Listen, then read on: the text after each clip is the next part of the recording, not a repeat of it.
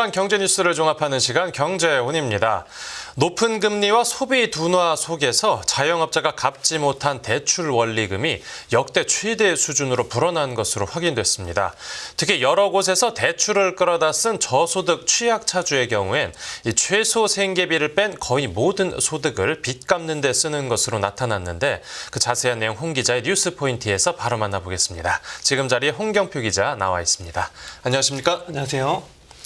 네, 이 자영업자 빚이 감당하기 어려운 수준에 이르렀다고요? 네, 올해 무더위가 이어지고 있는데요. 자영업자들이 느끼는 체감 경기는 이제 한겨울입니다. 고금리 기조와 소비 부진 속에서 자영업자가 갚지 못한 사업자 대출 원리금이 지금 역대 최대 규모까지 불어난 것으로 나타났습니다. 네.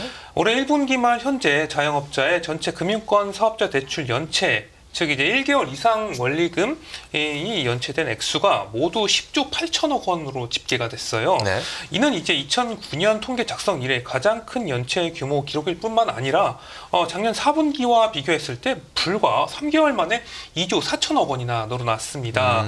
자영업자 연체액은 2022년 4분기에 4조 1천억 원 수준이었는데 지금 거의 2.5배가 증가한 것으로 볼 수가 있고요. 예.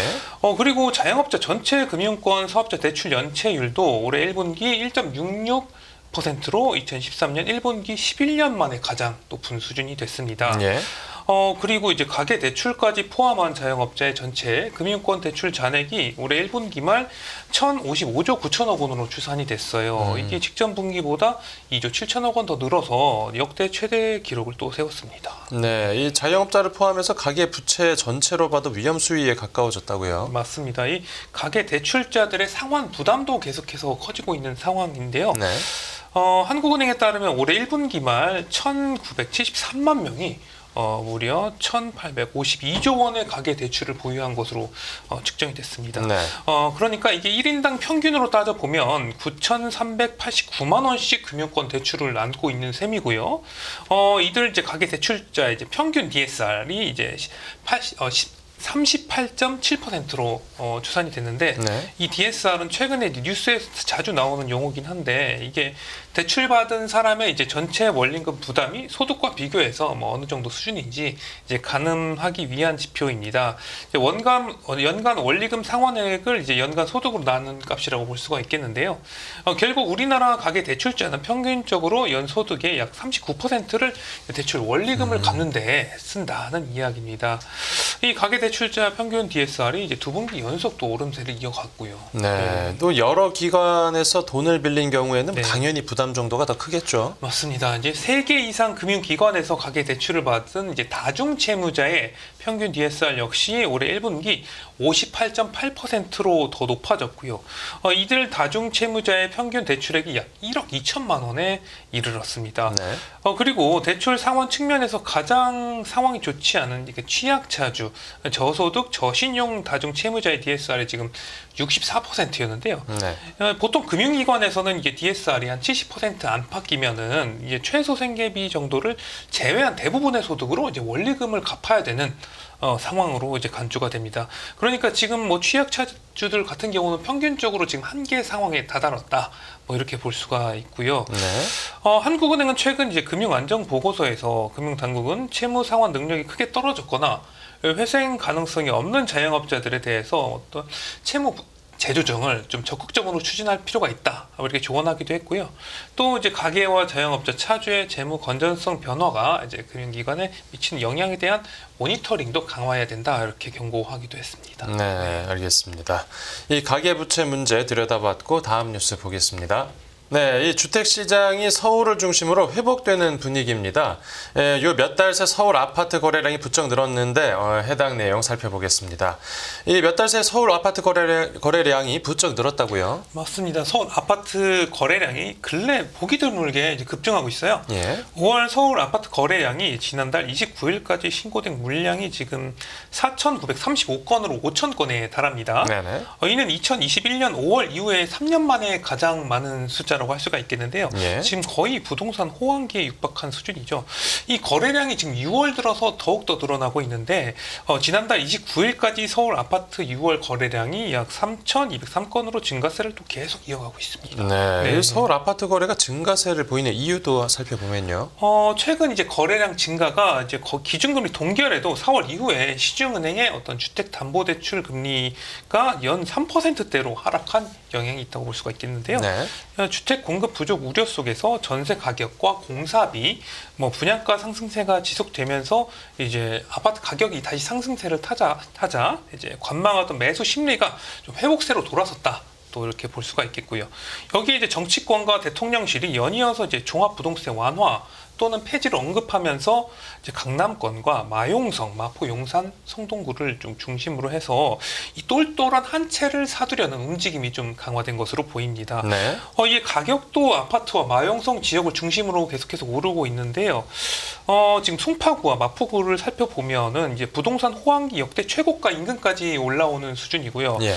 지금 이제 강남구의 압구정 현대아파트, 서초구 반포동의 원베일리, 용산구 나인원 한남 등 초고가 아파트 경우는 지금 거래될 때마다 계속 최고가 행진을 이어가고 있습니다. 네. 이 상대적으로 가격 회복세가 더딘 노도광, 노원, 도봉, 강북구 등 이제 비강남권 강북 지역들도 최근에 거래가 좀 숨통이 트이는 것으로 또 알려졌고요. 네. 나인원 한남은 뭐 아까 그 최고가를 경신했다라고 기사도 났었는데 네, 맞습니다. 이 대출 규제 강화를 앞두고 수요가 몰린 영향도 있었겠죠. 이 원래 2단계 스트레스 DSR이 이제 7월부터 시행되기로 했었는데 네. 이게 9월까지 2개월 연기가 됐어요. 정부는 이제 자영업자와 부동산 PF, 연착륙 등을 고려한 결정이라고 밝히기는 했습니다. 이 스트레스 DSR 제도라는 게 이제 대출 이용 기간 중에 이제 발생할 어떤 금리 상승 가능성을 고려를 해서 연간 이제 상환 능력을 평가하는 제도라고 할 수가 있는데 네. 이 제도가 적용이 되면 연간 이자 비용이 증가하기 때문에 어떤 대출 한도를 낮추는 좀 효과가 있습니다. 그런데 이 같은 이제 스트레스 DSR 연기가 어떤 부동산 시장을 자극하는 게 아니냐는 우려가 시장에서 계속 나오고 있습니다. 네. 시장에서는 실제 이제 대출이 줄어들 것으로 예상하는 사람과 막연히 이제 대출 규제 전에 집을 사야겠다 이런 사람들이 일부 계약을 좀 서둘렀을 가능성이 있어서 이제 거래가 좀 증가했다 이렇게 또 보고 있고요. 네. 그러니까 매수를 망설이던 사람들도 이제 시장에 뛰어들면은 매물은 줄고 가격이 상승할 수 있다는 것이죠. 이제 올해 하반기 금리 인하 전망이 나오는 가운데 이제 시중은행이 이제 스트레스 DSR 시행을 앞두고 최근에 이제 시장 금리를 이제 최저 연 2% 후반까지 경쟁적으로 낮추는 것도 좀 변수인데요. 이게 2%대 낮은 금리는 지금 3년 만이라고 볼 수가 있겠고요. 네, 알겠습니다. 이 부동산 시장 분위기 살펴봤고 이제 다음 뉴스 보겠습니다. 수출 9개월째 증가, 이제 반도체 역대 최대 관련된 내용인데 아직 내수 경기는 부진한 상황인데 이 수출은 계속 좋은 흐름을 이어가고 있다고요. 맞습니다. 우리나라 수출이 9개월 연속으로 플러스 흐름을 이어갔어요.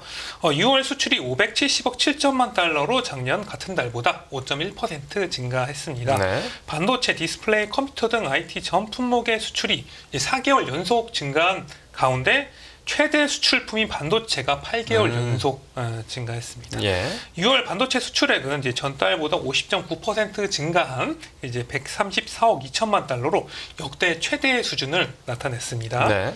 이 산업부는 이제 인공지능 AI 서버용 고부가 메모리 제품 수요가 이제 확대되는 가운데 메모리 가격 또 이제 두 자릿수 상승세를 유지함에 따라서 이제 반도체 수출이 호조세를 보인 것으로 보고 있고요. 이 가운데 AI 등 덕분에 수요가 급증한 고대역 폭메모리 HBM을 포함한 메모리 수출액이 88억 달러로 이제 85% 증가했습니다. 네. 올해 상반기 기준으로만 봐도 반도체 수출은 전년 대비 52% 증가해서 역대 두 번째로 높은 수준이고요. 네, 이 전체 수출은 반도체가 이끌었는데 그래도 네. 일부 수출이 부진했던 부분도 있겠죠. 맞습니다. 우리나라의 두 번째 수출품인 이제 자동차 같은 경우는 이제 조업일수 감소 등의 영향으로 작년 동월보다 0.4% 감소한 이제 62억 달러 수출을 나타냈고요. 네네.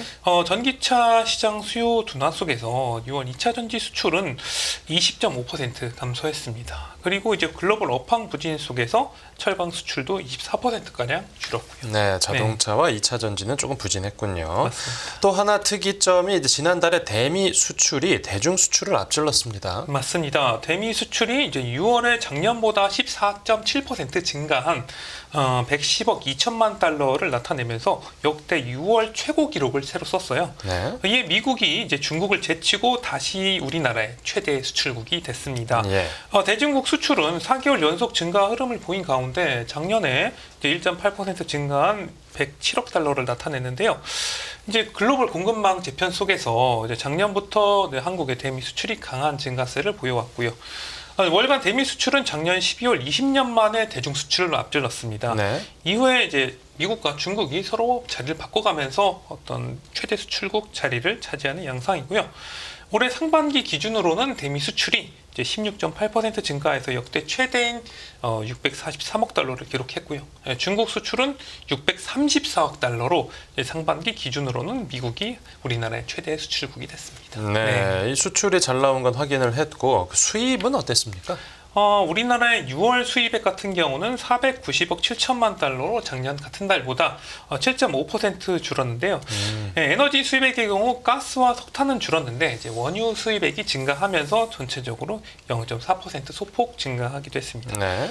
비에너지 수입의 경우 자동차가 39.6%, 전화기가 6.7% 줄어드는 등 이 소비재 중심의 어떤 감소 현상이 두드러졌다고 볼 수 있겠습니다. 네, 그러니까 네. 수출은 늘고 수입은 네. 줄고 이런 추세가 계속되면 이제 우리나라 무역 수지 흑자 폭도 커지겠죠. 맞습니다. 이 수출에서 수입을 뺀 무역 수지는 지금 13개월 연속 흑자를 나타내고 있어요.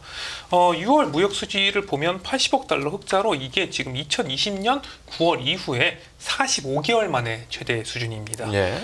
상반기 기준으로 보면 무역 수지 흑자가 2018년 311억 달러 이후에 6년 만에 최대 수준인 이제 231억 달러를 기록했습니다. 네. 올해 상반기 수출액은 지금 3,340억 달러에 달해요.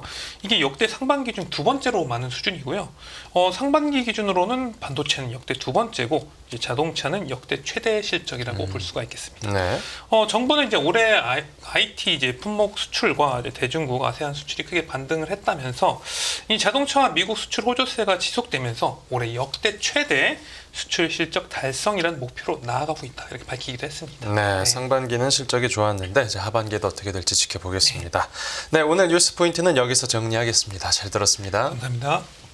진정한 기업 투자의 비밀은 변하지 않는 가치를 보는 것. 당신이 선택할 기업. 이제보다 분명히 보이실 겁니다. 실패하지 않는 기업 투자의 조건 7가지. 여기서 확인하세요.